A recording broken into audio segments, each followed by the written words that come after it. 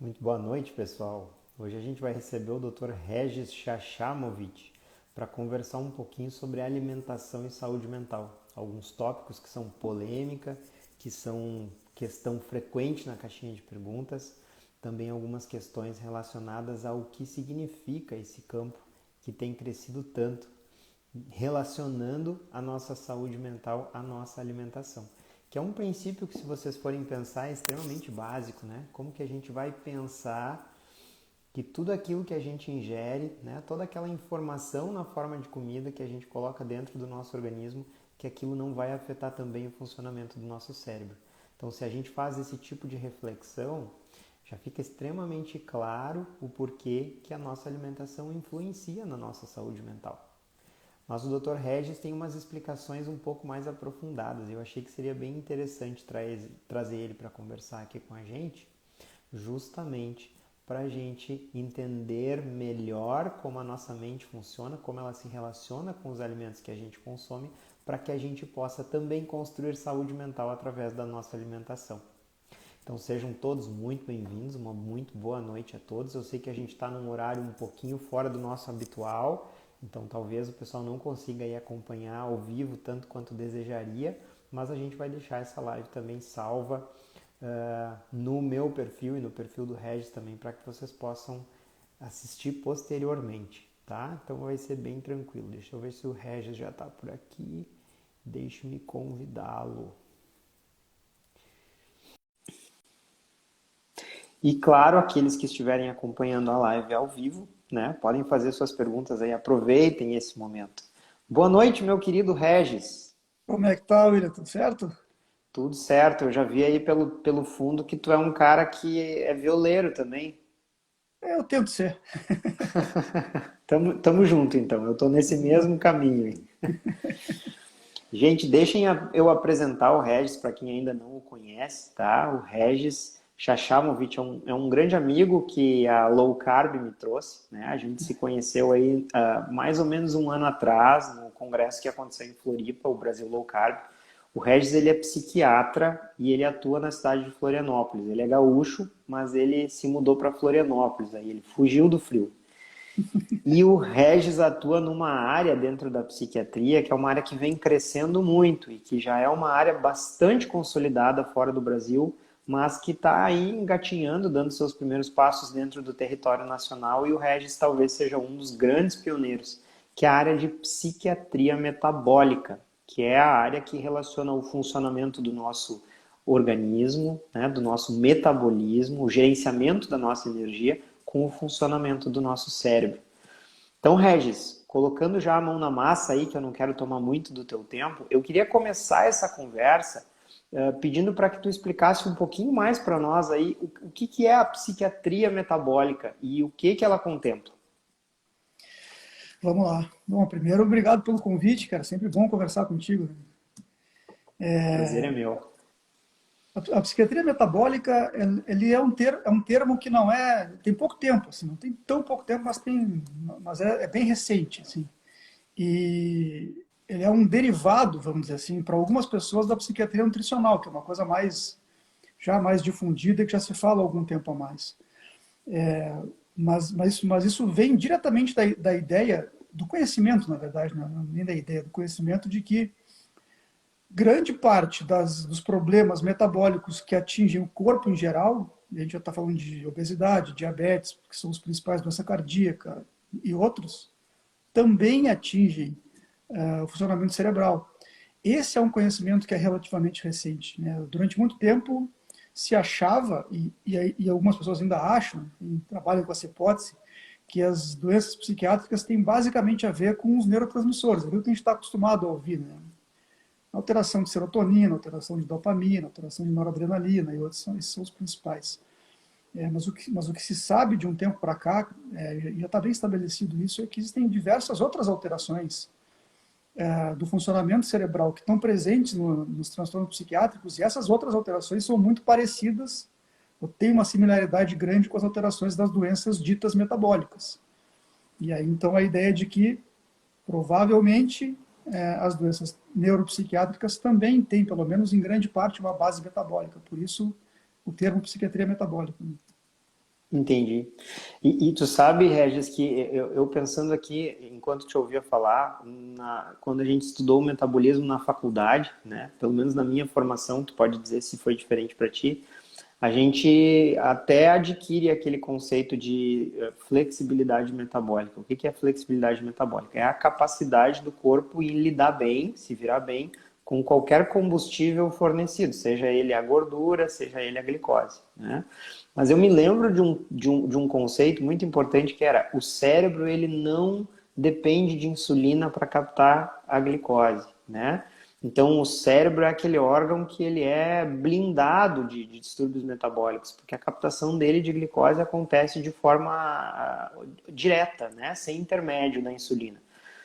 E aí o conceito que ficava era de que o cérebro é um órgão completamente dependente de glicose e que o metabolismo da gordura sequer interfere no funcionamento cerebral, né? Então, quando a gente fala em flexibilidade metabólica, eu acredito que as pessoas que acompanham, né, perfis sobre low carb, sobre metabolismo, elas já sabem que a flexibilidade metabólica ela contempla o funcionamento muscular, né? Mas o termo flexibilidade metabólica, então, ele também contempla a atividade e o gerenciamento da energia a nível cerebral, Regis? Tu sabe que essa é uma das grandes diferenças de quando a gente fez faculdade para agora, né? Porque os livros textos daquela época, que não é tanto tempo atrás assim, né? 20 anos, diziam exatamente isso, que a insulina não tinha efeito no cérebro. Então, para o cérebro, a insulina não importa, né? Se achava que não importa. E aí, então, essas alterações metabólicas que a gente já estudava naquela época, né, do corpo em geral, não valiam para, exatamente como tu disse, não valiam para o cérebro. O que a gente sabe hoje em dia que é completamente diferente disso. Né? E é interessante, assim, quando a gente começa a conhecer um pouco mais o funcionamento metabólico cerebral, a gente começa a se dar conta que é muito evidente como isso acontece, mas, claro, naquela época era um conhecimento que não se tinha mesmo, então não é. Porque muito do que a gente fala hoje, né, no mundo low carb, vamos dizer assim, é um conhecimento que está posto, que está aí, que está nos artigos, mas que muitas pessoas não vai atrás, não tem acesso, ou não se interessa por ir atrás, acesso todo mundo teria. Mas isso que a gente está falando realmente não era um conhecimento que se tinha. Então, naquela época, era o que era vigente, era todo mundo, era o que se pensava, né? E algumas coisas são verdadeiras, não é que está tudo errado, né? Mas era uma verdade incompleta, assim, né? Por exemplo, a maior parte das células do cérebro realmente não precisam de insulina para captar a glicose, né? Para que a glicose entre dentro da célula. Algumas células precisam ainda. Isso é importante em alguns quadros, mas a maioria não precisa. Mas isso não quer dizer que isso, primeiro que isso não quer dizer que a insulina não tenha nenhum efeito a nível cerebral, tem vários, né? Tem um efeito de geração de energia a partir da glicose por essas mesmas células, então a captação não, mas a geração de energia sim. Só que a gente sabe hoje que a insulina tem vários outros efeitos. A insulina é uma molécula sinalizadora, por exemplo. E ela determina o que vai ser feito com a energia dentro das células. Isso vale para o cérebro também. E outra coisa interessante é que a resistência à insulina, que é um termo que a gente usa bastante, porque é uma das principais alterações que a gente vê nos quadros metabólicos, acontece também em nível cerebral. Acontece na barreira hematoencefálica, que é uma membrana que separa a corrente sanguínea do cérebro, que separa o que vai entrar no cérebro e o que não vai entrar, que é uma função importantíssima. Né?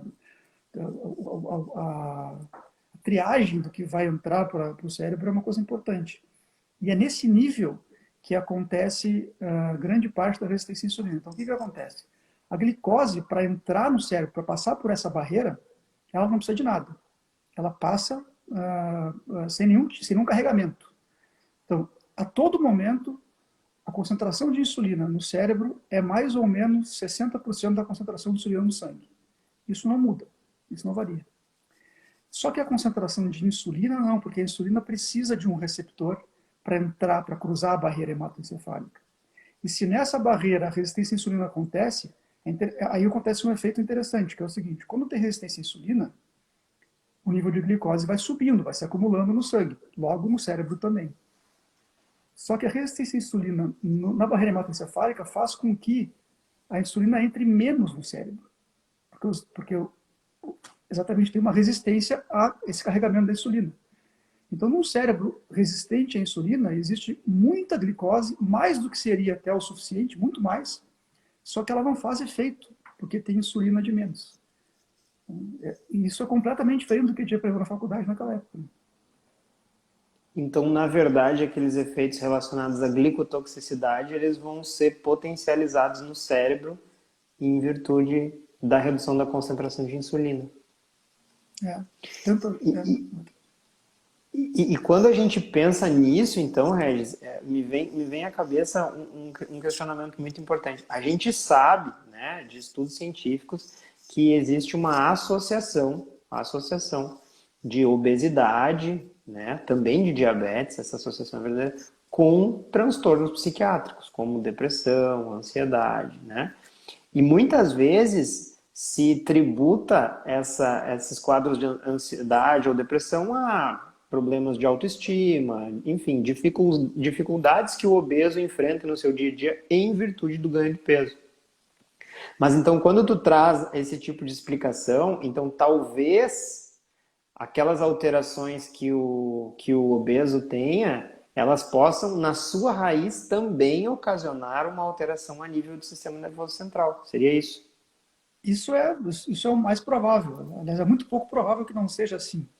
É, porque, por exemplo, a gente sabe, como eu disse, essa associação de obesidade com transtorno psiquiátrico, isso se sabe que existe há muito tempo. Mas, por exemplo, existem pesquisas que mostram que, vou pegar um exemplo só, poderia pegar outros em outros quadros psiquiátricos, mas só para pegar o mais grave, para a gente ver que não é uma coisa leve.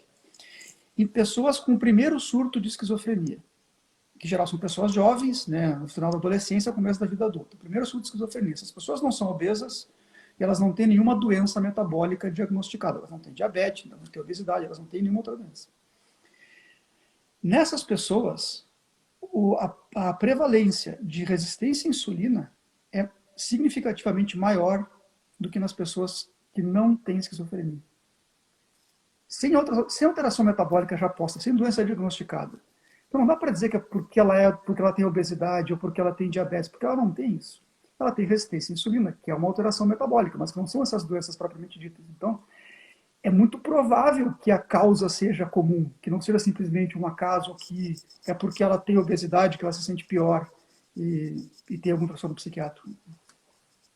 E aí isso faz a gente fazer uma reflexão que é bem direta e que é bem impactante, que é o fato de que quais são as nossas grandes epidemias hoje? A gente ficou muito focado no termo epidemia, pandemia, agora durante a Covid-19.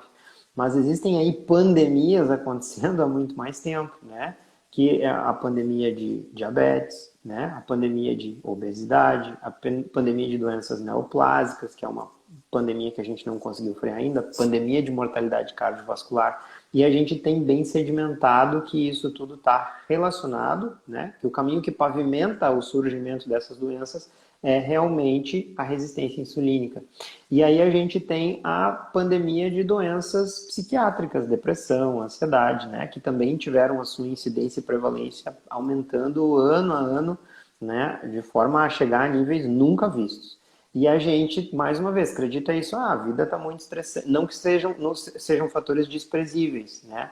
Mas talvez o adoecimento psiquiátrico da sociedade também, ele tenha então um cunho metabólico, um cunho de gerenciamento de energia equivocado que atrapalha o funcionamento do cérebro, né? É, Seria isso.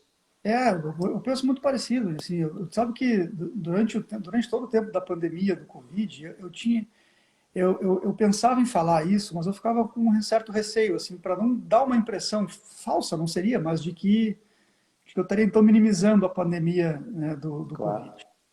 Então eu evitei falar que existem outras pandemias, né, mas eu penso exatamente assim, quer dizer, se a gente pegar o aumento de incidência de todas as doenças, as sabidamente metabólicas, que a gente pode botar doenças cardíacas, diabetes, obesidade, né, vamos por aí. Tem outras, né? Se a gente grudar junto aí as doenças psiquiátricas, a curva é muito parecida, a curva é a mesma, né? É claro que eu sempre faço uma ressalva, assim, que não sei se eu estou puxando a brasa para o meu assado, mas eu acho que a saúde mental ela é um pouco mais complexa do que a saúde física. Eu acho que Sim. ela tem uma complexidade um pouco maior porque existem mais fatores que influenciam, né? Então, por exemplo, quando a gente fala que as doenças psiquiátricas têm uma base metabólica, É como tu disse bem, não quer dizer que os outros fatores não são importantes, eles são super importantes, né? Interferem de verdade, mas quando a gente observa o aumento de incidência e o aumento em pouco tempo, esses outros fatores não explicam a magnitude disso, não explicam o tamanho desse aumento de incidência. Então, certamente tem algum ponto em comum com as outras doenças que aumentam de incidência da mesma maneira no mesmo período. E tudo leva a crer que são alterações metabólicas, grande parte, né? E as pessoas às vezes têm a falsa impressão que ao apontar esse tipo de dado, a gente está querendo responsabilizar as pessoas de forma pejorativa, né, Regis? Então, ele está dizendo então que agora eu sou ansioso, eu sou deprimido porque eu estou gordinho. Mas, na verdade, a intenção de se descobrir esses fatores, ela é completamente o oposto a isso. Porque quando a gente descobre que uma doença psiquiátrica ela tem um fator metabólico envolvido, isso nos abre uma janela de oportunidade de agir sobre esse fator metabólico, né, Regis? E isso é algo que tu tem feito no teu dia a dia, na prática, né? Claro que eu sei que cada situação, cada paciente vai ser uma situação completamente distinta e que tu individualiza as medidas que tu adota. Mas se tu puder explicar para nós de forma geral, assim, quais são os comportamentos que tu acredita que vão favorecer a saúde metabólica, então, de maneira prática, assim, para que as pessoas possam ir modificando aqueles fatores que eles conseguem modificar? É bem interessante isso, porque é exatamente como tu disse, assim, quer dizer, quando a gente estuda isso, e até quando a gente se empolga com esse novo conhecimento, é o contrário, né? Não é para responsabilizar as pessoas, é muito pelo contrário, é para poder oferecer para as pessoas uma possibilidade de elas tomarem para si a sua própria saúde, a sua própria melhora, porque as medidas de melhora de saúde metabólica, elas são medidas, entre aspas, auto-aplicáveis. Assim, não quer dizer que a pessoa vai sair fazendo por si, tem condições que a gente precisa acompanhar, precisa uma boa avaliação, mas elas não são um remédio, elas não são uma coisa que a pessoa vai ter que ir comprar na farmácia, precisar de uma receita. São medidas que a pessoa vai poder implementar na sua vida e ela vai ser agente da sua própria melhora. Isso muda completamente o jogo. Né? Essa é a nossa prática, né? E da nossa turma, né? Eu digo assim. E é isso que empolga todo mundo. Quando a gente senta para conversar em grupo, todo mundo tem essa mesma empolgação porque percebe isso na prática. É bem como tu disse, né? E a minha prática mudou radicalmente depois que eu comecei primeiro a conhecer isso, né? Eu meio que topei com esse conhecimento quase que por acaso, assim, na internet, depois eu fui atrás para pesquisar mais. E quando eu comecei a implementar isso na minha prática, que é grande parte do que eu faço hoje, é muito empolgante, assim, porque as pessoas se surpreendem primeiro com esse conhecimento, a maioria das pessoas, agora está mudando um pouco, mas as pessoas não esperam ouvir isso de um psiquiatra, né? Que a alimentação pode ser grande parte ou a maior parte do seu tratamento. Eu diria assim, eu tenho falado eu gosto muito de falar do 80-20, sabe? A regra do 80-20, assim, né? O que é o 80% e o que é o 20%, né?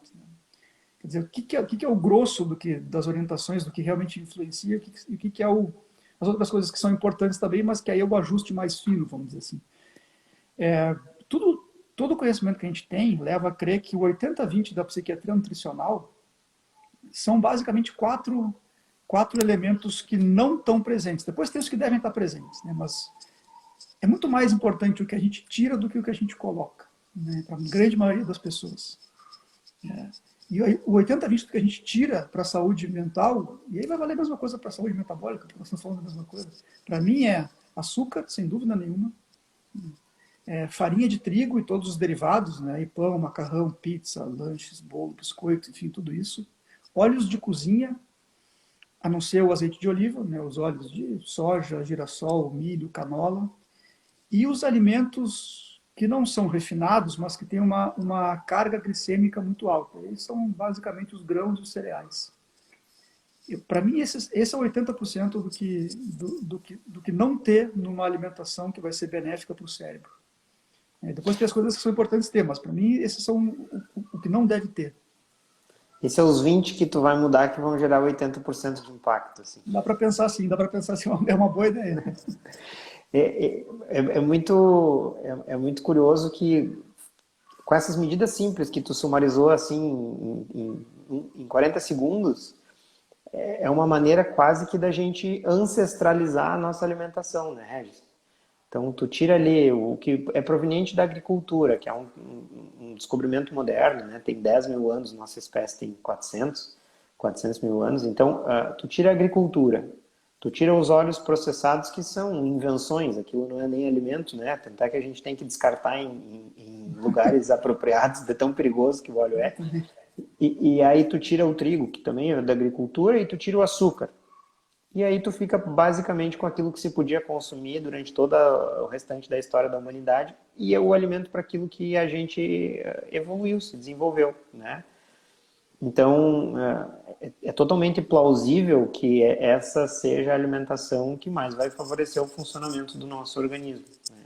E eu sempre digo que quando a gente atua nessa área de medicina de estilo de vida também, a gente tem a oportunidade de atuar em duas frentes, né? Atuar na frente onde existe uma doença para tentar erradicá-la, né? No meu caso, por exemplo, eu pego um paciente diabético, eu tenho recursos farmacológicos para isso, né?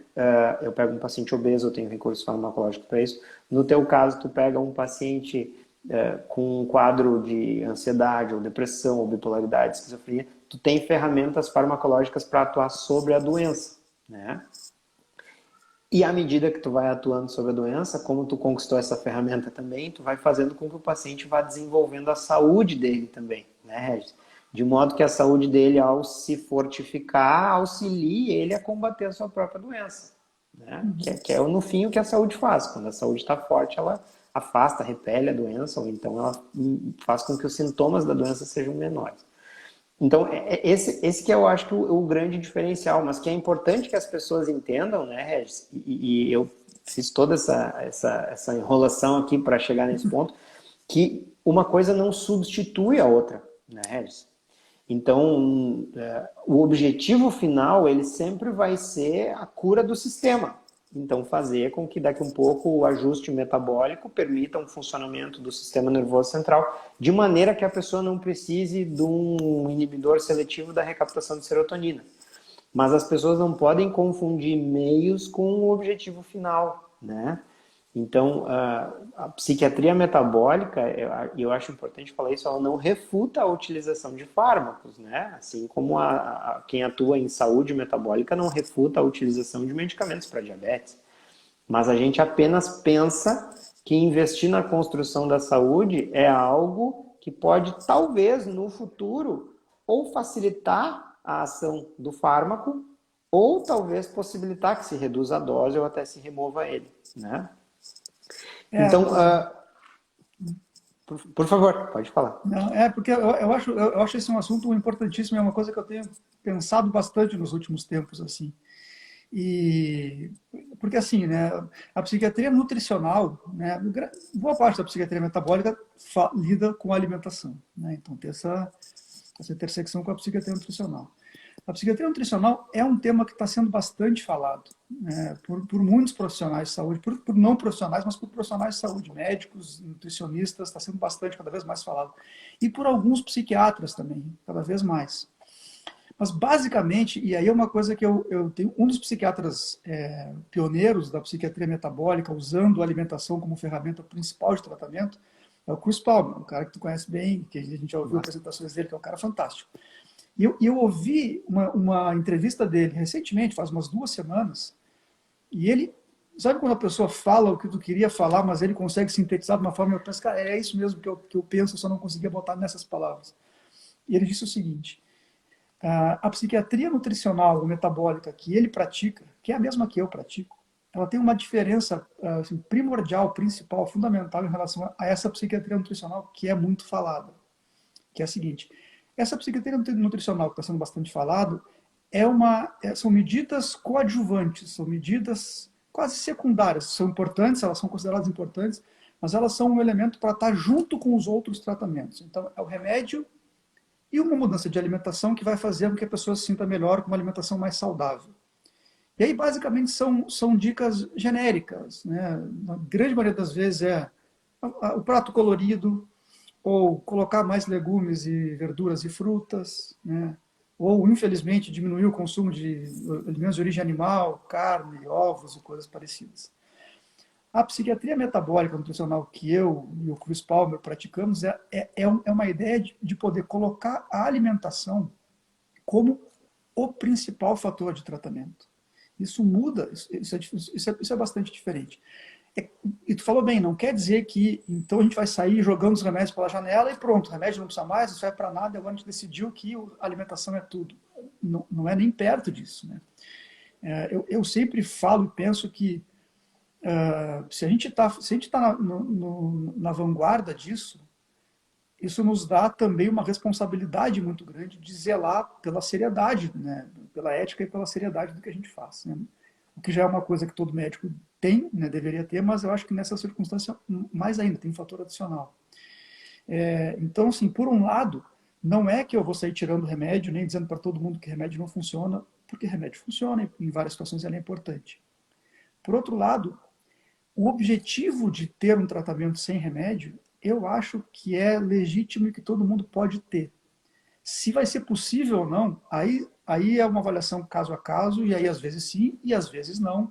E isso é uma coisa que eu sou sempre muito aberto e honesto com meus pacientes, inclusive de cara. Assim.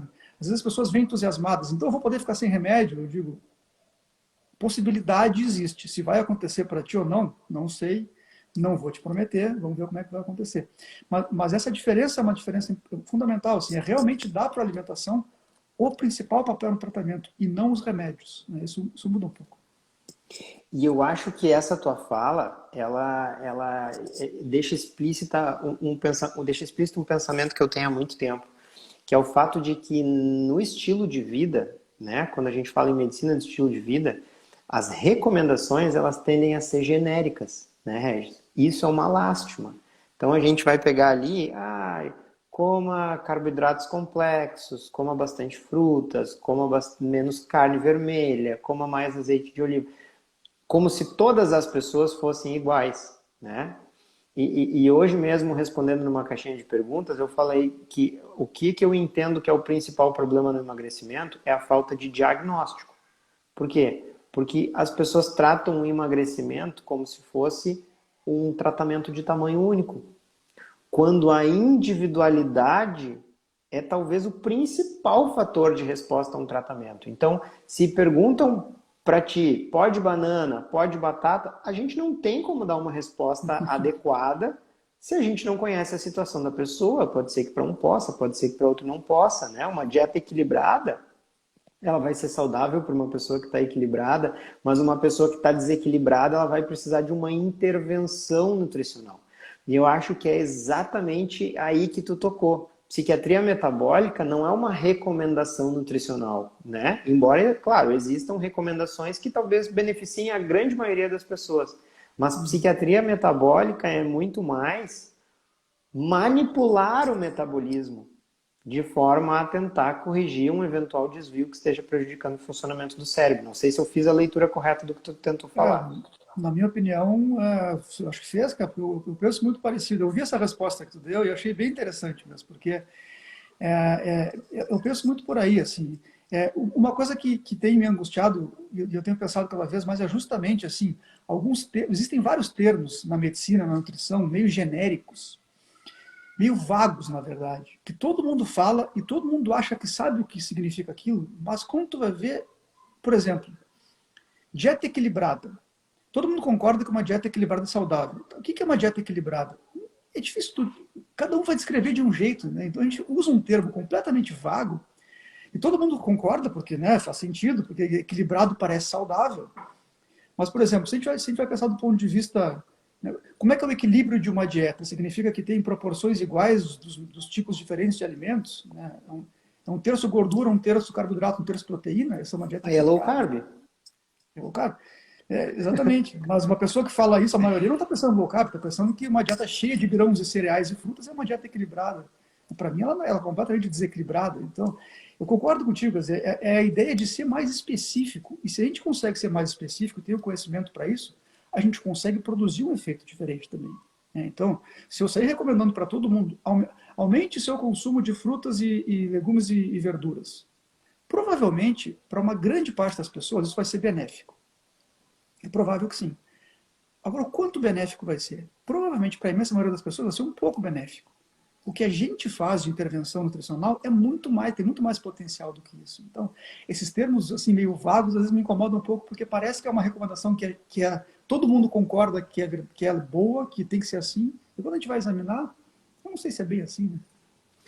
E eu acho que é exatamente isso que tu falou. Tu falou o que eu pensei, até com palavras que deixam mais claro o raciocínio, que é o fato de que equilíbrio é uma recomendação genérica. Agora, uma intervenção, ela é como uma cirurgia, né?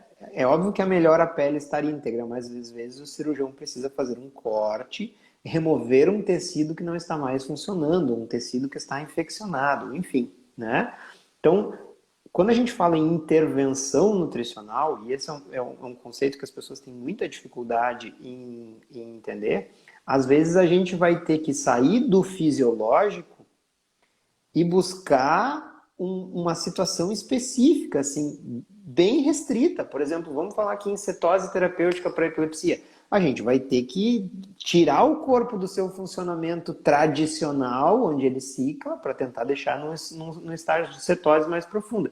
Então, a intervenção nutricional, ela busca corrigir um problema do indivíduo, né, Regis? E aí, quando a gente vai, então, tentar intervir em um problema, às vezes a gente precisa ser radical, cirúrgico, preciso, invasivo, talvez, né?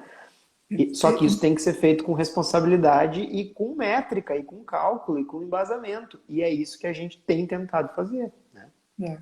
Sabe que agora tu falou, né, radical, eu estava justamente pensando nesse termo, porque pouco tempo atrás eu ouvi, eu não vou lembrar quem, mas foi algum nutricionista, enfim, falando mal da dieta low carb, dizendo que é uma dieta radical, a dieta low carb. E aquilo ficou na minha cabeça, e eu tenho anotado, assim, eu estou fazendo uma compilação de tópicos que eu quero produzir algum conteúdo a respeito, assim, porque são coisas que eu vou pensando no dia a dia, agora, às vezes eu esquecia, e agora eu tenho anotado, assim, esse está lá. Porque esse termo ficou na minha cabeça e eu fiquei pensando assim, né, dieta low carb ou cetogênica é uma dieta radical.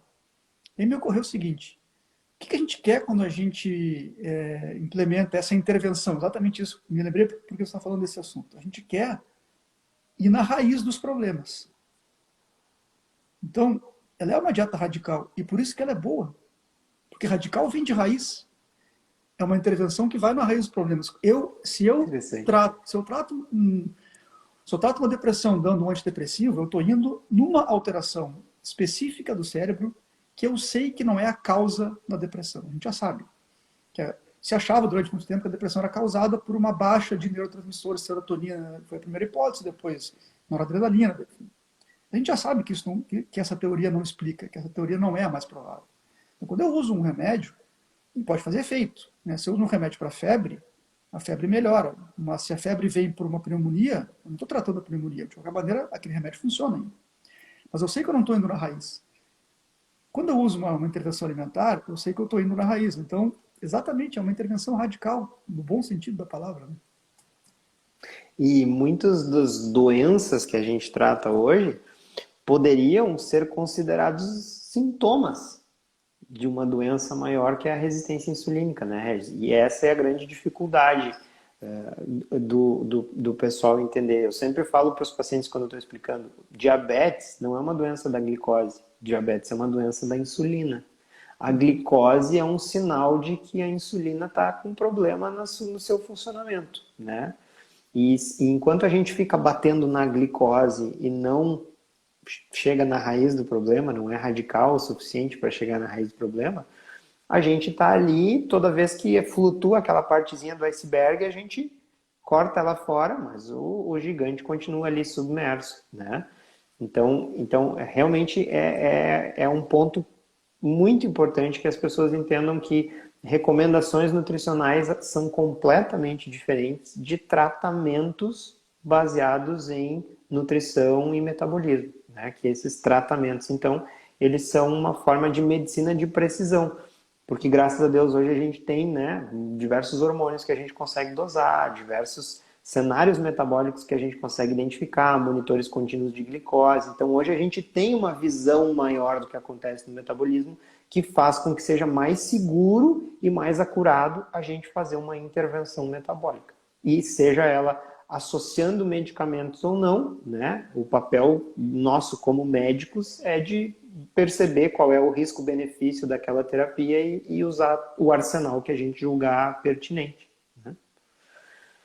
Regis, É, dentro desse raciocínio, existe aí um caminho inverso, então, tá?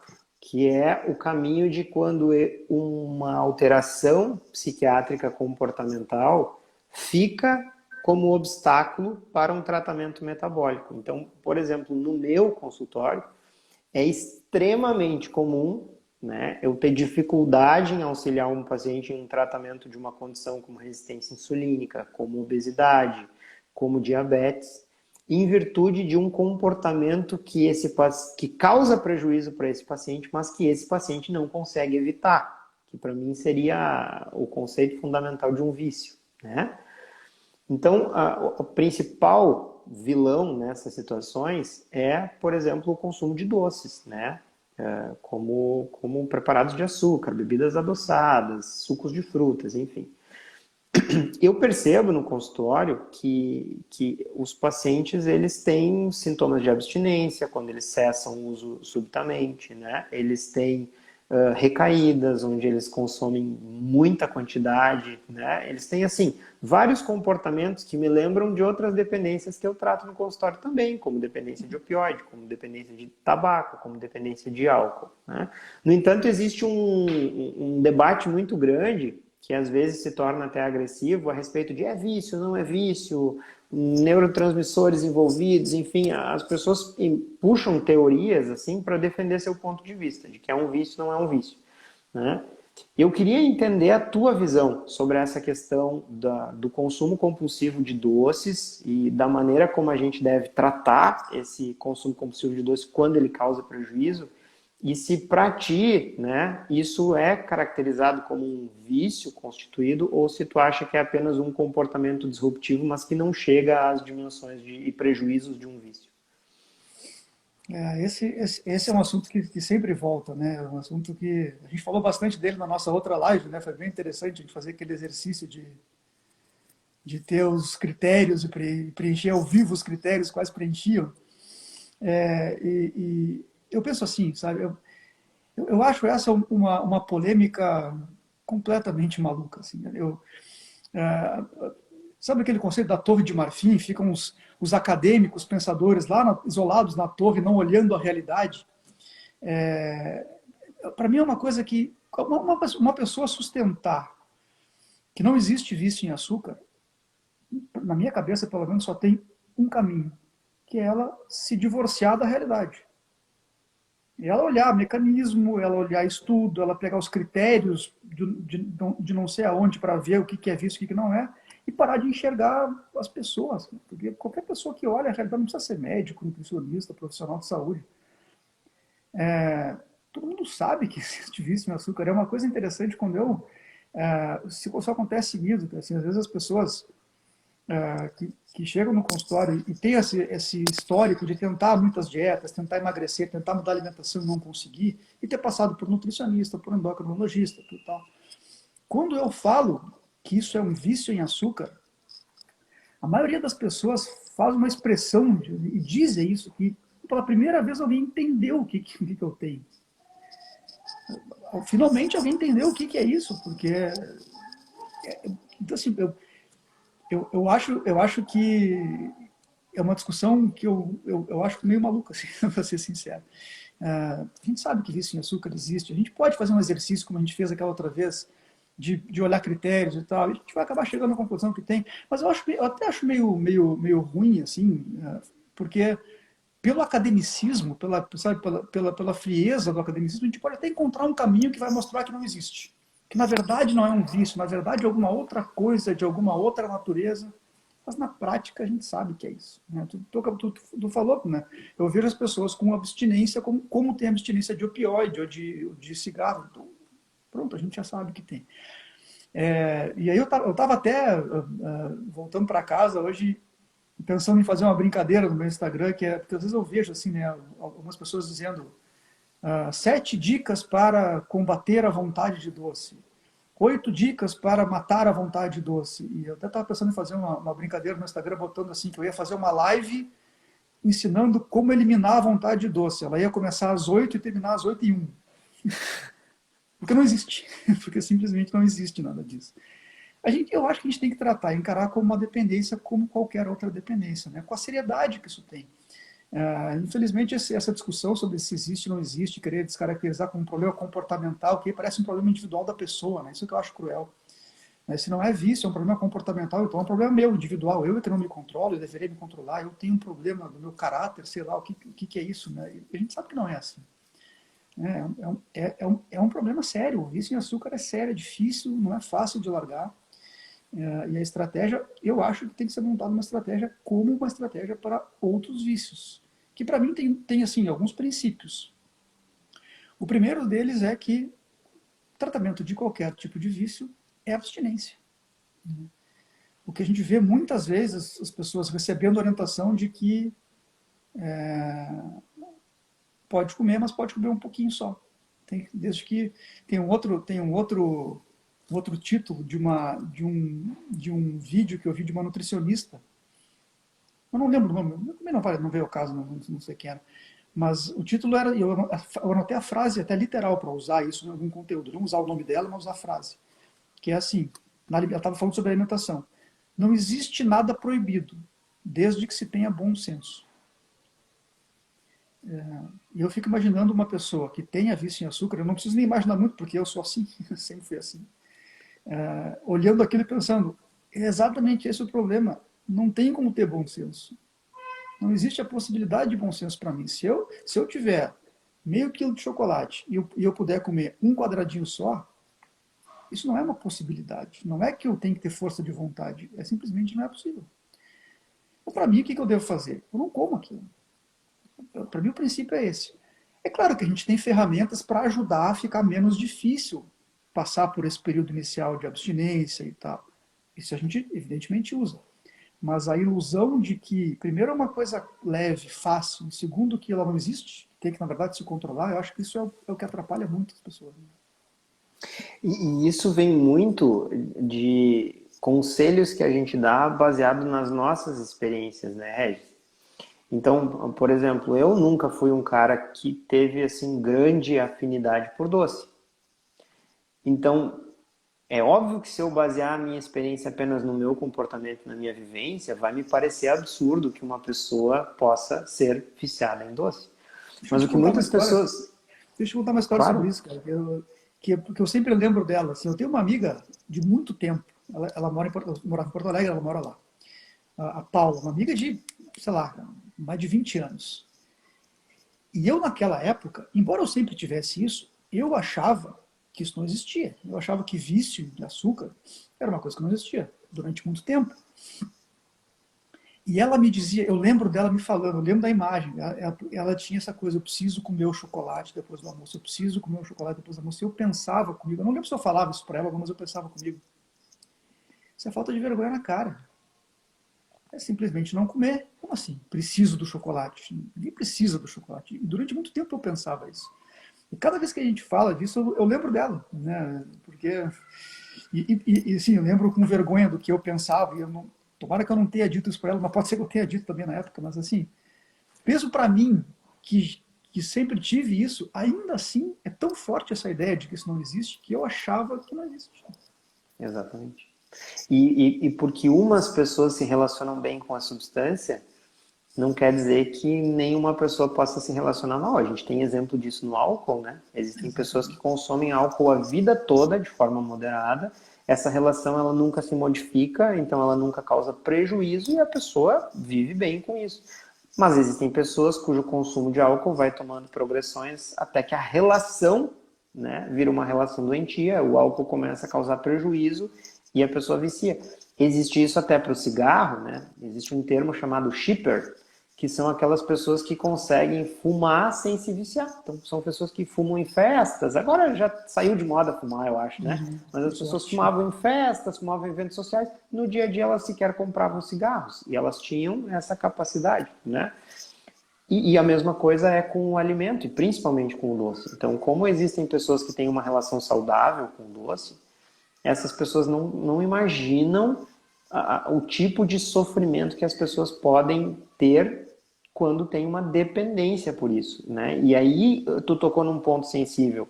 Quando a gente não acredita nessa dependência, a gente passa a responsabilizar a índole da pessoa por esse comportamento. E aí, quando a gente responsabiliza a índole e não auxilia a pessoa, a gente perde uma oportunidade muito grande de auxiliar ela, né, Regis? Então, o fato da gente reconhecer essa dependência também um ato de empatia. E aí o Regis falou no início da fala dele ali, mas eu vou lembrar para vocês que na última vez que a gente conversou numa live, acho que foi o quê? Uns 9 meses atrás, a gente tocou nesse ponto da dependência dos doces. E o Regis trouxe aquele dia critérios de dependência de uma substância química baseado num manual diagnóstico de psiquiatria. Então, naquele manual diagnóstico de psiquiatria, existiam 11 critérios a serem preenchidos para a gente caracterizar uma substância como um potencial aditivo. E 4 desses critérios teriam que ser preenchidos para que a substância se caracterizasse como aditiva. E ao preencher os 11, eu e o Regis marcamos como positivos o doce em 8. Né? Ficaram 3 de fora. Então, o dobro daquilo que era necessário. Então, isso, sem sombra de dúvida, é algo muito importante. E aí, Regis, tu me falou aqui que o tratamento do vício é a abstinência, como qualquer substância de abuso, né? Só que aí as pessoas, às vezes, elas se esforçam para permanecer um período em abstinência, e aí vem a questão de que o doce é um evento social, assim como o álcool também, né? Então elas vão em festas, as pessoas oferecem, e aí vem a questão das exceções. E eu queria saber como é que tu lida com as exceções. Então, tu tem um paciente que ele era admitidamente viciado em doces, tu consegue esse período de abstinência. Em algum momento esse paciente ele vai ser liberado de novo para abrir exceções? Se ele abre as exceções, como é que ele pode fazer isso para que seja mais seguro? Como é que tu aborda essa questão? Essa é uma questão interessante, assim. E provavelmente a resposta ele é que vai mostrar, né? Se vai ser possível ou não e em que momento vai ser possível, porque isso varia muito, né? Tem pessoas que não... Assim, eu diria assim, a minha abordagem é assim, durante um período inicial, não tem um período definido, assim, mas durante, sei lá, os primeiros 2, 3 meses, eu acho muito interessante que não se tenha exceções, porque aí é meio que cutucar a onça com vara curta, né? Acho que é brincar com o perigo, com uma chance grande de recair, e cada recaída é muito traumática, assim, justamente por essa ideia, esse ponto muito importante, na minha opinião, que tu levantou antes, assim, que as pessoas se sentem culpadas por isso. Né? As pessoas sentem que é culpa delas se elas têm um vício, um doce, um alimento ultraprocessado. Então, cada recaída é sempre assim, recheada de muita culpa. Então, no período inicial, eu não gosto muito da ideia de exceções.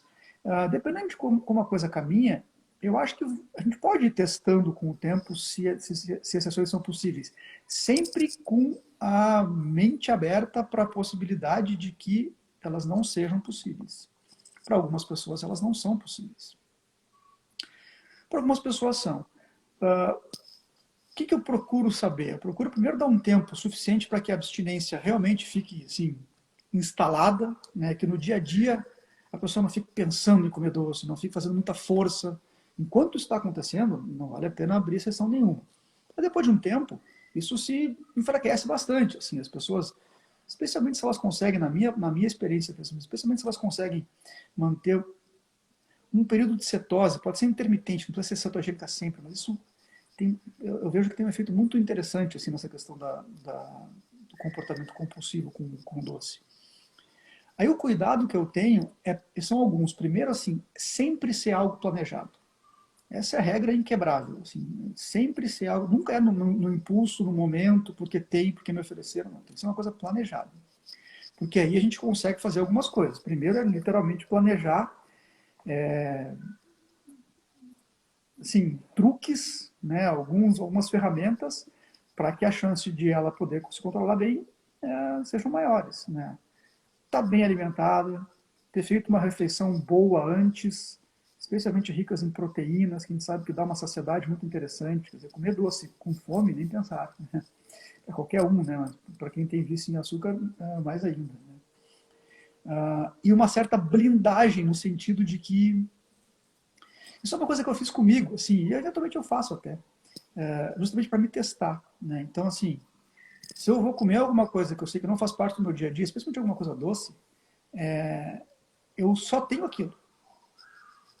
Então, assim, se eu estou em casa, eu vou comer uma barra de chocolate no tamanho X lá, né? Não é uma barra de chocolate inteira de 100 gramas, mas é aquelas barras pequenas. Mas não vai ter mais nada, né? Porque eu sei que é uma grande chance de eu querer comer alguma coisa a mais, e se tiver, aí eu estou no perigo. Então não vai ter. Essa é uma das coisas. Então, assim, eu vou fazer uma refeição antes, eu vou estar saciado, eu vou meio que me preparar como se eu estivesse enfrentando um inimigo poderoso, porque na verdade é. Não dá para achar que não é. Mas assim, essa coisa das exceções, se são possíveis ou não, aí é uma coisa muito individual, né? É uma recomendação difícil. Se eu fosse obrigado a fazer uma recomendação universal, eu diria que não. Mais seguro sem exceções. Mas para algumas pessoas é possível com o tempo. Né?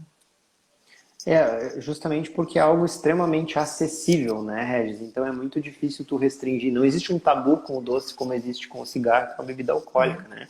Quando tu diz que tu é um ex-alcoólatra, as pessoas respeitam muito isso, né? Então ninguém vai te dizer, não, mas é só hoje, toma só um golinho. Não, ninguém vai fazer isso. Mas quando a questão é relacionada a alimentos, sim. A Joana comentou aqui que ela faz exatamente isso que a gente descreveu aí, que ela vai, fica um tempo sem, aí ela come muito e aí ela sente aquela culpa, né?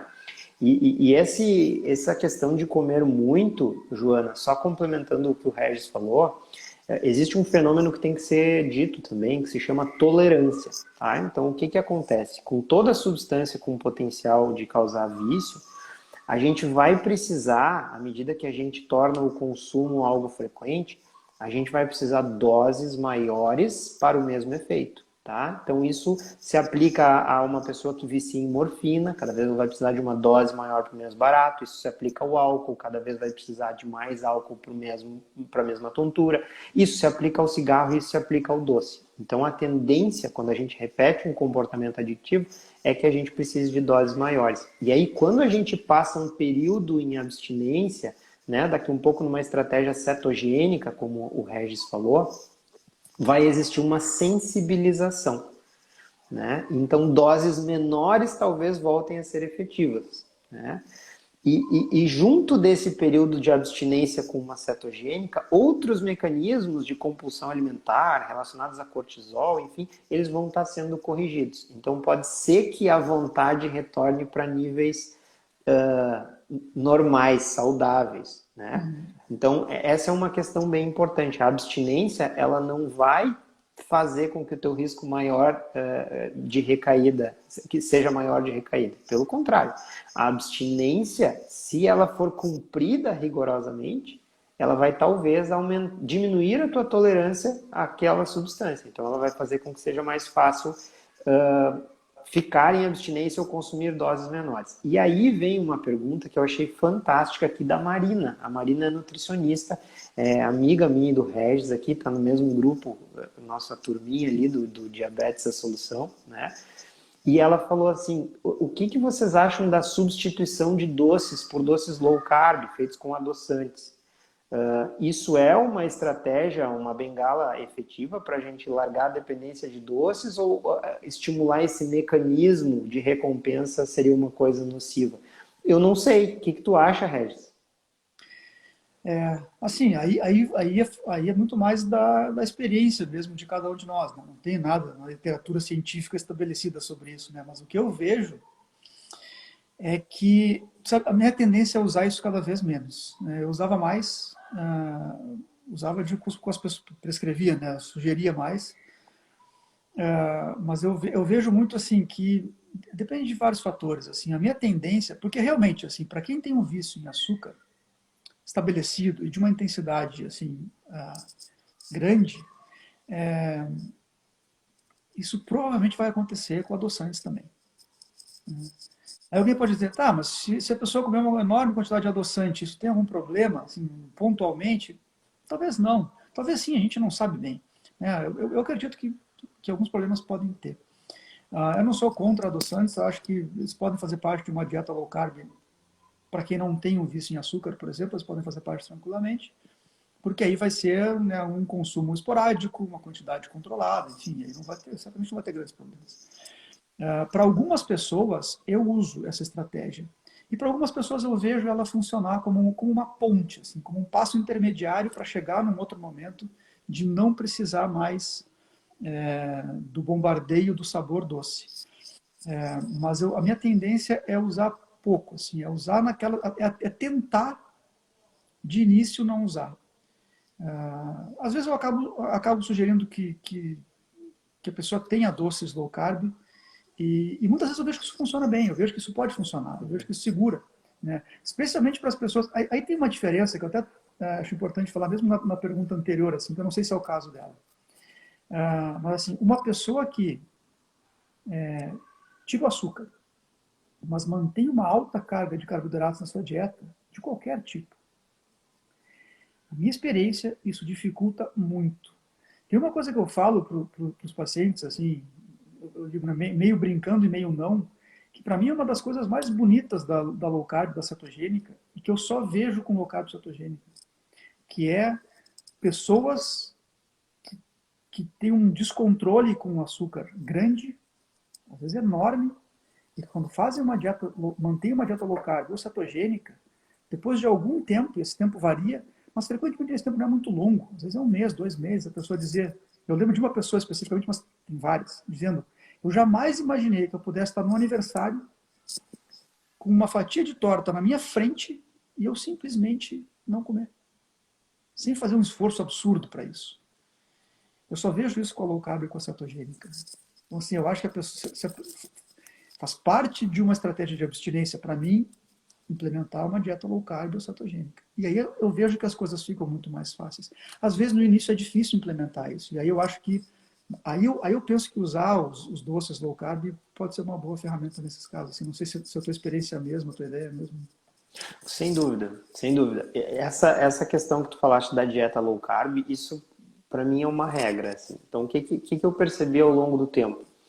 Que quando a questão é resistência insulínica, comportamento compulsivo com os carboidratos, porque não é também só o açúcar, né? A gente observa comportamento compulsivo com farináceos também. Fazer uma dieta limpa, com bem baixo teor de carboidrato, realmente modifica o comportamento da pessoa. Isso é uma coisa que eu observo claramente na minha prática também. Eu nunca li em lugar nenhum, até me sinto acolhido por tu estar falando isso, né? Então, e se eu sinto que existe uma necessidade para que exista aderência para essa estratégia low carb, da pessoa utilizar bengalas, né, como fazer receitas low carb, como utilizar adoçantes, eu permito isso, permito não, né, eu sou complacente com isso, eu não tenho que permitir nada, mas eu sou complacente com isso porque eu entendo que isso talvez vá facilitar a aderência e eu sei que essa necessidade vai diminuir ao longo do processo. Então, às vezes, a pessoa ela precisa, assim, ela tem uma relação afetiva com aqueles alimentos. Então, ela precisa substituir eles por outros até que ela percebe que a maioria dos pães low carb é incomível e aí ela desiste do pão, entendeu? Então, às vezes, ela precisa dessa transição. Mas uma coisa que eu respeito muito e que tu falou é que eu tento distinguir quando o problema é o comportamento, tá, Regis? Então, cara, se eu perceber que um paciente meu tem um problema comportamental com a bebida, a minha recomendação vai ser de que ele pare de beber, entendeu? E ele não tome nem cerveja sem álcool, porque eu sei que aquela cerveja sem álcool vai desencadear um gatilho mental que pode fazer ele querer consumir álcool. Então, quando eu percebo que o comportamento está muito bagunçado com relação a doce, a minha tendência é que pelo menos a pessoa fique um tempo assim, ó, sem adoçantes, sem o sabor doce, né? Para tentar não desencadear aquela associação. Então, assim como às vezes um ex-tabagista, eu preciso negociar com ele para que ele fique sem tomar café, né? Porque um puxa o outro. Então, é esse o meu medo. Então, a minha tendência, quando eu percebo que o comportamento está muito bagunçado, é tentar fazer com que a pessoa fique realmente abstinente do sentimento, abstinente da sensação. Mas é bem como tu disse, tá? A gente precisa dosar porque cada pessoa vai ser diferente. Então, a gente precisa tentar entender como a gente pode traçar uma estratégia que tenha a maior probabilidade de funcionar com aquela pessoa. Porque é óbvio que a abstinência vai ser o melhor para todos, mas se a gente não alcança aquilo, a gente tem que ter um plano B, porque no final o propósito é tratar a pessoa, né? Não é um tratamento teórico. Então, é difícil essa decisão. Tá bem. A Marina aqui falou, talvez pela questão comportamental não seja tão interessante. Eu não tenho nada contra adoçantes, né? Existe aí uma corrente contra adoçantes, tal. Pacientes diabéticos que eu não vejo problema no comportamento com relação a doce, eu permito o uso bem liberal de adoçantes. Mas eu acho que a questão do comportamento precisa ser vista. Eu lembro Regis. sobre isso. Quando comecei a estudar low carb, eu lembro de ter visto uma entrevista com o Eric Westman, né, que é um dos pioneiros da era moderna da low carb, um cara que foi sensacional. E aí perguntaram para exatamente, e o cara com literalmente milhares de pacientes obesos e diabéticos que tiveram sucesso, que ele reverte o diabetes, que ele reverte a obesidade, um cara com uma puta experiência, e perguntaram para ele isso. Adoçante é um problema? O que tu acha sobre adoçante? Ele disse, olha, eu nunca vi alguém deixar de reverter seu diabetes por uso de adoçante. Perfeito. E eu acho que é uma coisa assim, na era da medicina baseada em evidências, que é extremamente importante a medicina baseada em evidências, essa é uma outra discussão, mas só para dar uma palhinha que eu acho, um dos efeitos colaterais para mim da medicina baseada em evidências é a gente relegar a experiência pessoal de cada profissional a um nível muito, muito baixo. É claro que uma experiência pequena, se eu tiver, não, eu atendi 80 pacientes e vi isso, tudo bem, não é uma... Mas um sujeito que literalmente atendeu milhares de pacientes e nunca viu aquilo ser um problema, provavelmente aquilo não é um problema. Né? E quando tu pega a experiência de um profissional sério, né, Regis? E tu pega muitos estudos epidemiológicos de associações, é uma injustiça que na pirâmide eles estejam em posições, a experiência esteja abaixo da posição do estudo epidemiológico, porque existem estudos epidemiológicos que tu surrando os dados, tu consegue extrair qualquer dado, né? Qualquer correlação, é como aquela correlação que o Souto sempre cita do ataque por tubarões e consumo de sorvete, né? Então, se a gente for realmente menosprezar tanto assim a experiência profissional, a gente vai estar se eximindo de oferecer talvez recursos muito interessantes para os pacientes que modifiquem a vida deles, né? Então, acho que a gente não pode ser refém dos ensaios clínicos randomizados. A gente tem que poder explorar as outras pontas da pirâmide. Né? E sabe assim, que especialmente quando a gente fala de intervenção alimentar para a psiquiatria, né, dieta cetogênica ou low carb como tratamento, isso é uma coisa que uma outra psiquiatra, Georgia Ida, que é uma psiquiatra que também lida com isso há muito tempo, ela fala, e eu acho fantástico ela falar isso em palestras, em congressos. Ela diz o seguinte: os grandes ensaios clínicos, os grandes trabalhos, eles vão ser feitos, eles estão começando a ser feitos. Mas se eu for esperar uma boa quantidade de ensaios clínicos mostrando que low carb cetogênica funciona para a psiquiatria, isso vai acontecer daqui a, sei lá, 10 anos, 15 anos, 20 anos. Quantas pessoas eu poderia tratar nesse tempo se eu ficar sentado em cima de um conhecimento que já está aí e que eu simplesmente não vou usar porque não está ainda nas diretrizes ou a medicina baseada em evidências não recomenda com o seu mais alto grau de evidência? Não tem sentido isso. Né? Não faz muito sentido. E partindo do juramento que a gente faz, né, ao se formar, né, Regis, a gente tem um princípio muito importante que é o primum non nocere, né? A gente eximir a chance de dolo. E quando a gente pega uma intervenção cuja base é comida de verdade, evita processados, evita açúcares, o nosso risco de dolo ele é zero, né? Isso antes de qualquer ensaio clínico, mas se a gente for buscar ensaios clínicos de feasibility, de segurança das dietas low carb cetogênica, existe ensaio de segurança para dieta cetogênica em paciente com caquexia por doença oncológica, né? Exatamente. Ou seja, é uma estratégia extremamente segura. Então a gente tem uma estratégia extremamente segura, cujo dolo é zero, e tem um grande potencial benefício. O meu entendimento é de que é quase iatrogênico não oferecê-la, né? Então, realmente, a gente precisa colocar essas coisas em perspectiva. Eu concordo. E agora tu falou uma coisa que para mim é fundamental, assim, tu disse no final, não oferecer essa estratégia. E é exatamente isso que eu penso. Né? Eu penso assim, o que eu preciso, o que eu como médico, né, a gente, né, evidentemente, o que a gente como médico profissional de saúde, nutricionista, assim, o que a gente mais quer? Quanto mais tratamentos no meu arsenal terapêutico eu tiver, melhor. Melhor para mim, melhor para quem vai consultar comigo. Então, o fato não é que a partir de agora eu sou do time cetogênica e o resto eu sou contra. Eu tenho mais uma ferramenta. É claro que à medida que eu vou percebendo que essa ferramenta tem um potencial, na maioria das vezes, maior do que as outras, eu vou dando mais ênfase para ela, que é o que está acontecendo na minha prática. Então, eu vou dando mais ênfase para a intervenção alimentar.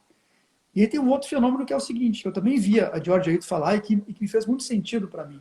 Porque ela transformou a prática dela, de algum tempo para cá, exclusivamente com psiquiatria metabólica nutricional. É só o que ela faz. E ela diz assim, psiquiatras que prescrevem remédios existem aos milhares. Esse outro conhecimento ele ainda está engatinhando. Então, quem se apropria dele tem quase que um dever assim, de usar Dedicação isso, de exclusiva. praticar isso. É quase isso, a dedicação exclusiva, porque as pessoas que estão atrás disso, elas vão ter poucos lugares para ir. Então, o que acontece comigo é justamente isso. Começou com mais uma possibilidade terapêutica no meu arsenal, vamos dizer assim, e foi se tornando, com o tempo, pela prática, a intervenção principal. Perfeito, perfeito, sensacional. Regis, para a gente finalizar, a gente está passando um pouquinho de 1 hora aqui, eu não quero tomar demais o teu tempo. Tu já me falou, né, e eu achei a dica sensacional, então até vou repetir para o pessoal, que se tu fosse dar uma dica genérica de alimentação saudável para a saúde mental, tu daria ali para as pessoas removerem açúcar, removerem o trigo e seus derivados, removerem os óleos vegetais, os óleos de semente, óleos hidrogenados, né, e mais uma, grãos e cereais. Né? Então esse para ti seria a base geral de tentar eliminar as doenças, eliminar não, mas tentar já mitigar bastante as doenças de saúde mental. Então eu gostaria que tu falasse agora, se tu pudesse recomendar uma medida de grande impacto para a saúde mental das pessoas, né? Algo que as pessoas que tu acha que seria vital que as pessoas começassem a fazer a partir de amanhã, em qualquer esfera da vida delas. Qual que seria a tua grande recomendação? Cara, difícil isso, é difícil escolher uma.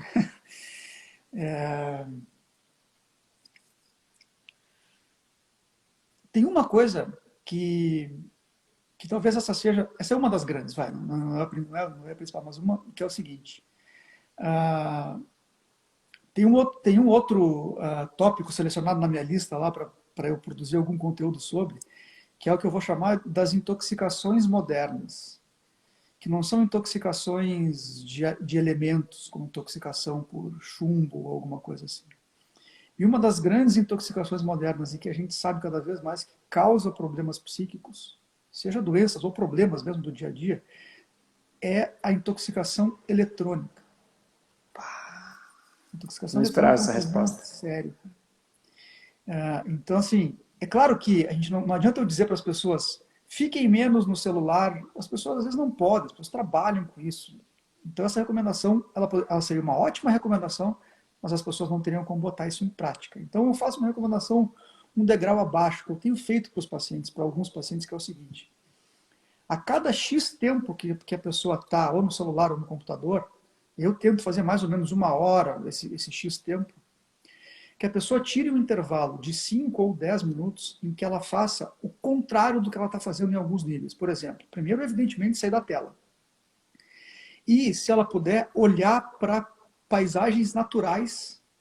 E se ela puder, olhar para a distância. Porque um dos problemas da tela é que a gente está olhando sempre para perto. A gente passa o dia inteiro olhando para perto. A gente perde a dimensão. Então, olhar para a distância. Se a pessoa puder olhar pela janela, ótimo, olhar pela janela.